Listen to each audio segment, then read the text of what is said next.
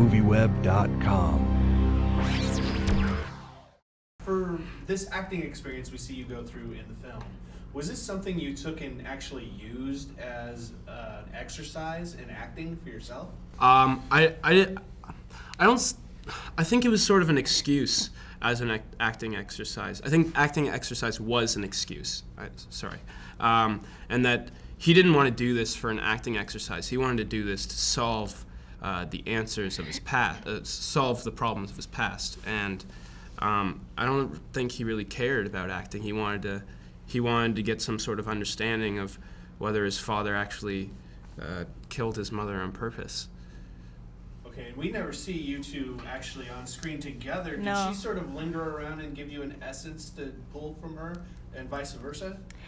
Well, I had, because I wasn't alive, I'm not alive when Simon's alive at this age, so we hung around, but I think that was more for Devon's benefit, because I had an experience with a little boy who played my son when he was about 6 years old and younger, so that's the only time I ever knew him, and then I died. So I never knew him as a young man. Yeah. So I wanted to keep that ignorance for myself in a sense, but then you needed to know more of my Just so innocence. It was more selfish relevant. for me. Then. Yeah, you're selfish. But yeah, I definitely needed to see Rachel and get to know her, because I mean the connection between a mother and son is one of the strongest connections on earth. So Now, was it tough to follow what was going on in the film when you first read the script and started working on the film? Because like Scott said that he wasn't quite sure how the chronological order of this film was working until he actually sat down and watched the film. Yeah, well, the film ended up being very similar to the script, which is always surprising, and I think, because usually between the moment, the time a film is written and edited, it can be quite a different project, but this was pretty accurate. But I had to read the script a few times to really understand what was happening, because there are so many subtleties, and even once I saw it, I got these things that I didn't necessarily get when I read it. yeah, I had to read it a few times as well, and that's what I found so great about the script is that I could read it and take different things away from it each time I read it. But I mean, I sort of understood the chronological order of it. I think it was important to find that understanding of the timeline, even though it was not from present to... Sorry, excuse me, sorry. Bless you. Where was that on the table? Right, sneeze, a cold, 6, 9, 7. I was trying to hold it. That's great. Try to hold it and blow your eyeballs out. What was I saying? Sorry.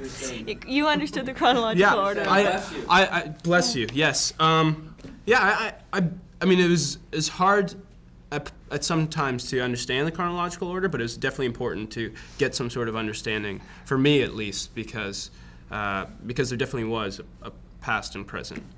Now, did Adam sit down and sort of explain exactly what his intent was with the technology that's being used in the film? Because like Scott said, that you guys weren't really privy to some of the ideas he was trying to present until he saw the film. Yeah, I don't think he didn't really go as far as explaining really what we're gonna get from this technology, just that it was happening. And yeah, that's the great thing about the film, is that you can see it and get this idea or find these themes that you may not have got right away.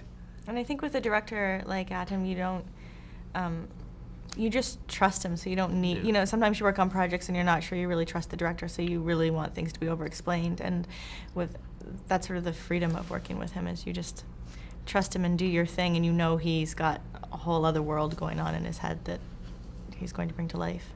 Now, do you think people are more, on the internet, are more accepting of what they see and take it at face value instead of diving into the facts? Yeah, I think people believe what they read online as fact more than people who read you read it in the paper, but especially online, and you're more likely to believe it than maybe other ways of obtaining information. Yeah, for sure. Yeah, I mean, if you read something online, you believe it right away. Everyone online is a journalist. Yeah. But like, I mean, it's hard. That's the whole point of the story, is that, or my half, is that there is false identities out there and false stories, and that it affects different people different ways, and somehow it becomes legitimate if it's in print. Mm-hmm. and information can get passed on so quickly that it's Like easy. Yeah. wildfire.